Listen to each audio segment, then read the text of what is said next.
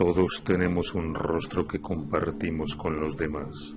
En ocasiones sonreímos y somos amables, pero también todos tenemos un rostro que ocultamos y que a veces no sabemos qué tan oscuro y malévolo es. La localidad de Carmelo, en Uruguay, vivió hace varios años la zozobra de una tragedia cuando un asesino en serie acabó con la vida de 18 de sus habitantes. Suceso doloroso que marcó a toda una comunidad. El criminal fue abatido después de varias semanas de investigación por parte de las autoridades y mostrado a la opinión pública como el fin del monstruo de Carmelo. La normalidad se estableció nuevamente a pesar de sus heridas y la alegría volvió a recorrer sus vecindarios. Precisamente hoy día se realiza una de las fiestas anuales del pueblo, en la cual sus habitantes se divierten en infinidad de juegos y en acciones lúdicas. Una de ellas, que es tradicional entre los adultos, es inscribirse en la que es denominada la pilatuna de su vida, que consiste en que las personas escriban en una hoja la broma más divertida que hayan hecho en su vida. Y así al rato, varios jueces deciden cuál es la mejor y recibir un premio bastante atractivo. Las personas se tomaron su tiempo escribiendo su anécdota y al final dejan sus cartas encima de un mesón para luego ser evaluadas. Pero había una carta pero muy diferente a las demás. Los jueces quedaron presos del terror con lo que leyeron. No era una anécdota, ni siquiera una pilatuna de mal gusto. Era más bien el relato de alguien que se quiere confesar. La carta decía así: mi profesora de historia fue la primera. Me parece verla todavía. Cierro los ojos y la veo, pero la veo tan bien que al evocar su imagen dudo de que haya muerto. Era pequeñita, rubia, sutilmente agraciada. Hablaba con los ojos. Sus ojos eran negros, pero había en ellos un rencor que no podía disimular. Sí, a nosotros, sus alumnos del colegio, nos miraba con desdén, nos hacía sufrir, nos colocaba penitencia sin razón aparente. Sabíamos que tenía problemas personales y aún así muchos la perdonaban porque la adoraban, pero yo no.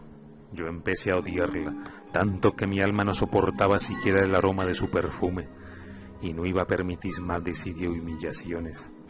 Algo me decía que era hora de acabar con tanto despotismo. Aprovechando un fin de semana en que ella salió de su casa a un lugar determinado, penetré sin que nadie me viera por una de las ventanas que estaba abierta al interior de la vivienda a esperarla. Cuando sentí que volvió, quedé inmóvil agazapado detrás de unas cortinas hasta que oí los pasos de la maestra. Aguardé hasta el final.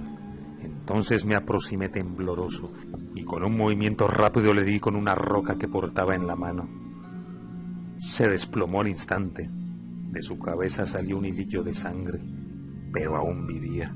Giró su cabeza y alcanzó a ponerme su mirada con la mía y se puso pálida al reconocerme. No pudo hablar. Seguro no lo podía creer. Tuvo un acceso de tos y se le puso a llorar de una manera tan melancólica y tan en silencio que enmudecí. No pedía clemencia ni misericordia. A lo mejor dentro de su negra conciencia, pensaba yo, creyó que eso lo merecía. Pero quizás no era yo, sino mi subconsciente el que tomó la decisión de agarrarla con mis manos y apretar fuertemente su cuello hasta quitarle completamente la respiración. Ella convulsionaba, pero yo era más fuerte y no le di ni un ápice para salvarse de su fatal destino. Cuando la infeliz expiró su último aliento, yo temblaba. Todo mi cuerpo era una exaltación, sentía un gozo increíble, me había liberado, y aunque no lo crean, ese olor a muerte me fue muy gratificante. Reinó en la sala de la casa un silencio profundo. Todo estaba consumado, y como si fuera un espíritu me estuviera guiando, con cuchillo en mano fui desmembrando el cuerpo menudo de mi maestra, cuyas partes coloqué en varios rincones de su vivienda, quizá como epílogo de mi faena. Lo único que conservé para mí fue su corazón. Era mi trofeo. Luego de un tiempo me lo comí cocinado sin que mis padres se percataran.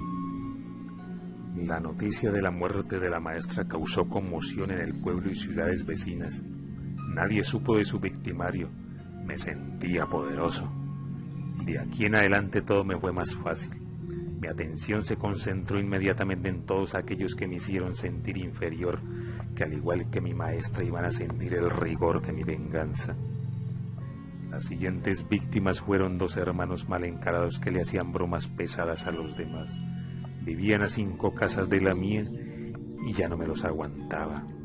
Una noche, aún temprano, cuando caminaban por un callejón, les salí al paso sorpresivamente y sin darles tiempo a reaccionar, les corté el cuello de una manera eficiente y rápida.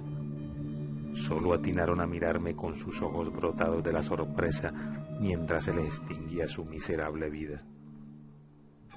Una y otra vez enterraban mi cuchillo en sus cuerpos en una danza macabra. Yo era el único que podía decidir quién moría o quién debía vivir. Nada me detenía de ahora en adelante. Soy el enviado para hacer justicia en la tierra. Seguí durante varios meses con mi locura sangrienta. Sentí ese placer que me proporcionaba atacar a mujeres solitarias, estrangularlas y violar sus cadáveres. De vez en cuando bebía la sangre de mis víctimas aún vivas y sentir ese orgasmo de ver cómo agonizaban lentamente. Al final les mordía todo el cuerpo y las asesinaba.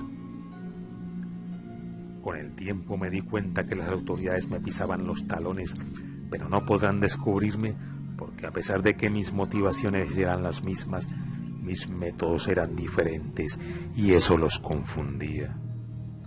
Aún así, para asegurarme debía darles un chivo expiatorio y aplazar un tiempo mis andanzas.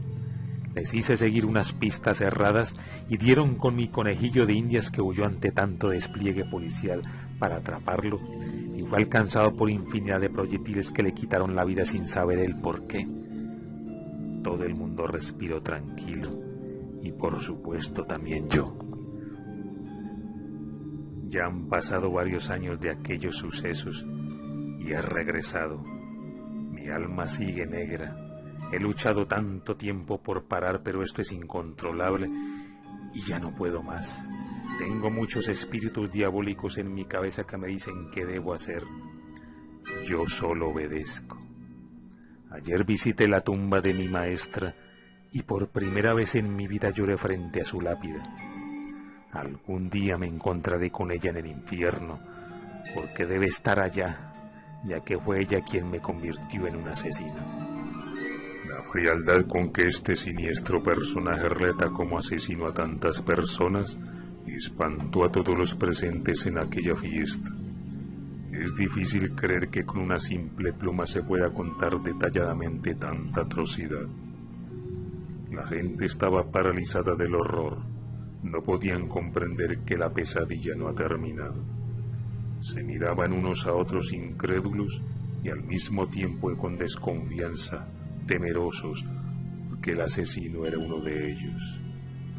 Al final, en la postdata de la carta se despedía. Ah, si mis vecinos supieran quién soy. Hasta ahora no se sabe si el asesino se arrepintió de seguir con su racha de crímenes. Por lo pronto, la comunidad de Carmelo sigue viviendo la zozobra de que esa bestia anda suelta rondando el pueblo, esperando la oportunidad de atacar nuevamente.